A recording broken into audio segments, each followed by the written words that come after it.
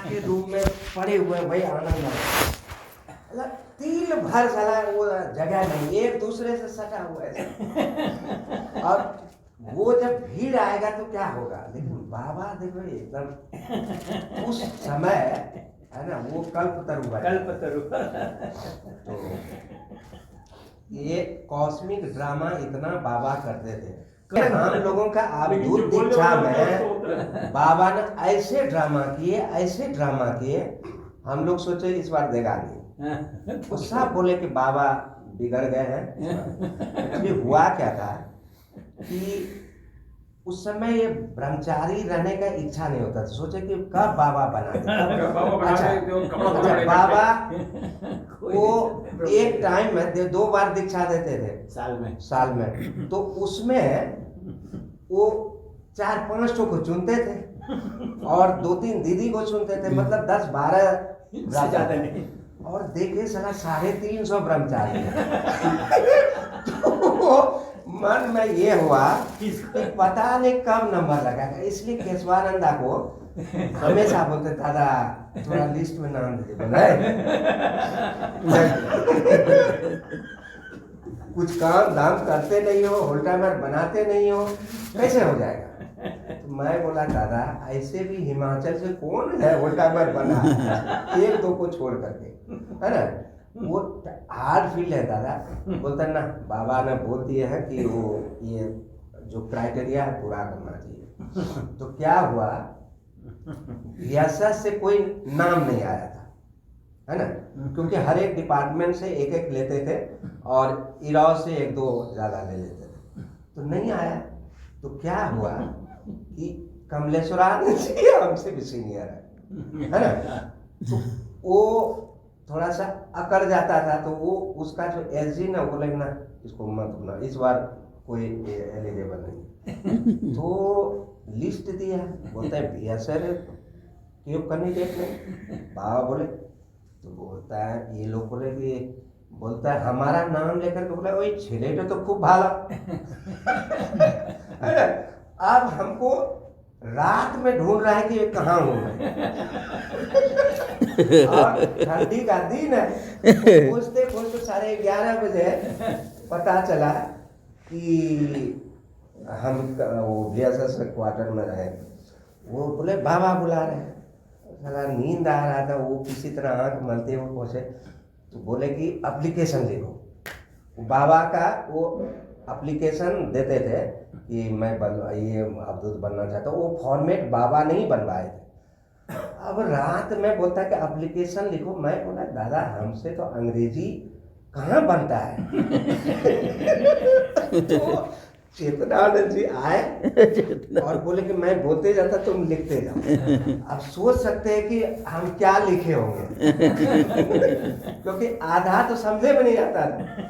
तो जो भी हुआ लिख दिया, बोले बाबा वो पढ़ेंगे नहीं, तुम्हारा नाम होना चाहिए। दे दिए। उसके बाद लाइट खत्म है, सुनते रहे। तो अभी धुन में, हाँ अभी धुन में था। क्या हुआ कि हम लोगों को बुलाए, पिटारा खुला है है ना, तो बुलाए, बाबा ने एक्सप्लेन किए। उसके बाद बाबा के सर पैर में माथा रख करके, कुर्सी पे बैठ जाइए, नहीं कोई नहीं, माथा रख करके चलते रहेगा ना अनंत का। और बाबा जो ये माथा रख करके और बाबा आशीर्वाद देते थे। उसी समय सबको पता नहीं बाद में क्या हुआ, तो हम लोगों ने ओथ ले लिए। उसके बाद बाबा और समझा रहे, अचानक एक दादा पर वो नजर दी, बोलता अरे তুমি এখানে কিভাবে এসেছো? আমি তো তোমাকে परमिशन दी। আমি তো তোমাকে परमिशन दी। अब तुरंत घंटी बजाया, PA को GS को, समझे। अब वो लोग आए, बोले ए ছেলেটাকে কে परमिशन দিয়েছে, কিভাবে আসলো। अब वो एक्चुअली उसके मन में ये भाव था कि मैं 3 WT बनाया हूँ, 2 स्कूल खोला हूँ, LRT 4 बनाया हूँ, और उसका नंबर 1 में लिस्ट में नाम है, नंबर 1। हाँ। तो इतना डीलिंग किया। अब केशवानंदा तो कुछ ज्यादा बोलते नहीं थे, लेकिन सर्वानंद ऐ तुम क्या ना, तो एक नौटंकी किया। अब बाद में 1-1.5 घंटा के बाद बोलता है ए मूड नष्ट कर दिल छेलेटा हमारे मूड नष्ट कर दिल আমি দেব না जा। अब साला वो बाहर आया, सबसे गुस्सा मेरे को ज्यादा आया कि बड़ी मुश्किल से नाम आया था इस हरामी के चलते। मैं बोला साला तुम्हारे कारण। अब बाकी वो सेंट्रल वर्कर बोला कि अब साधना करो। अब सुबह 4 बजे भोर में जा करके ठंडी में स्नान करके और वहाँ बाबा के गेट पे बैठे रहते थे। जो भी आए बोलता कि साधना करो। और खाने के लिए 5 मिनट बोलते थे, ज्यादा टाइम नहीं लगा, बाबा कब बुला लेगा ठिकाना नहीं। 5-7 दिन ऐसे हो गया। बाद में पन्नावान जी एकदम बोले कि बाबा इस बार दीक्षा नहीं देंगे। बड़ा मुश्किल हो गया और गुस्सा आना शुरू हो गया उस पर। सब लोग, पहले तो मैं गुस्सा आता था, विदेशी लोग भी उस पर सबको बड़ा परेशान, तुम्हारे कारण ये खेल बढ़ गया। फिर बाबा ने 29 तारीख है, 29 दिसंबर को बुलाए, बोलता है कि सभा के बोले। तो फिर बाबा बोलते हैं वो छेलेटा कोথায়, तो बोलते बाबा वही गेटेर बाहरे वो कन्ना करছে हैं। तो उसको फिर बुलाए। फिर बाबा बोलते हैं तुम अवधूत होवार যোগ্য আছে তোমার? बोलता ना बाबा। बोलते मार हरामी। নিজে বলছে আমার কোনো যোগ্যতা নেই अवधूत বনার, मार हरामी। तो তুমি কেন এসেছো? फिर मारा। फिर बोलते आवारा जिज्ञास करो। तो फिर वो कुछ नहीं बोले। वो तो क्यों गए वो बैठे रहे।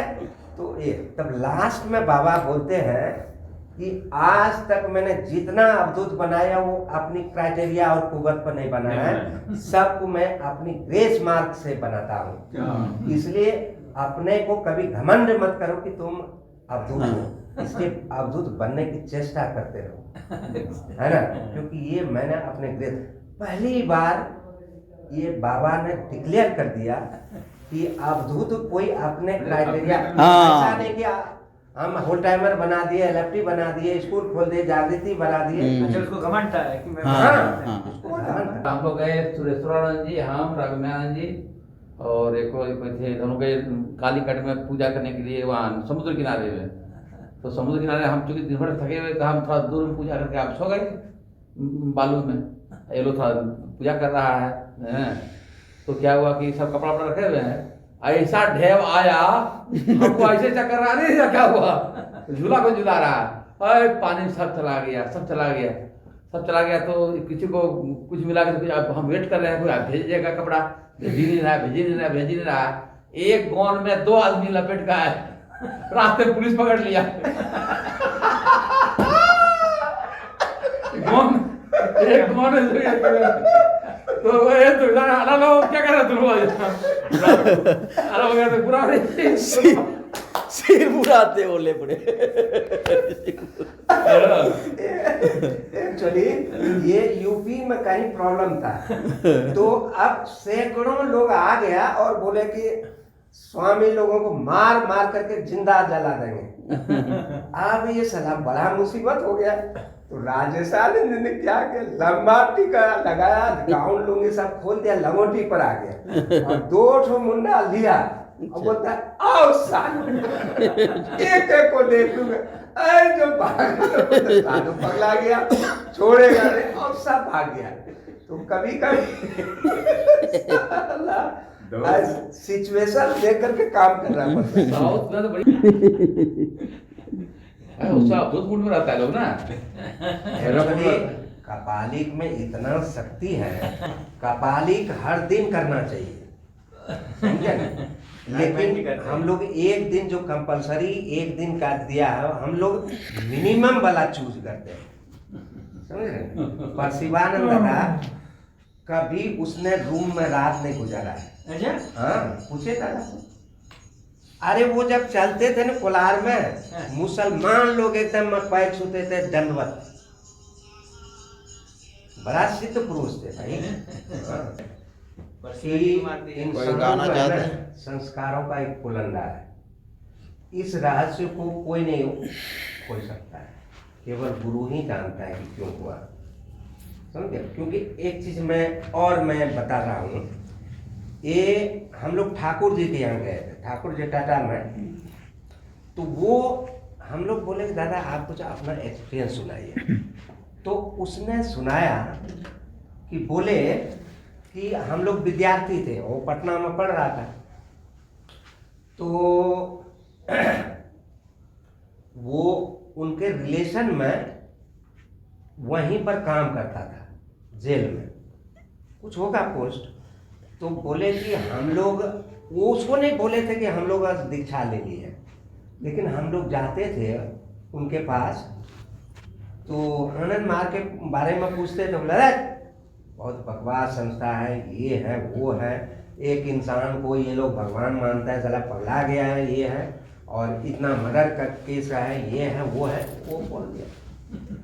फिर बोले कि कुछ दिनों के बाद फिर ये हुआ जब वहाँ बाबा को अरेस्ट करके जेल में रखे थे। तो एक दिन फिर वो बोलता है कि कुछ बताइए, वो जो जेल में है वो सब।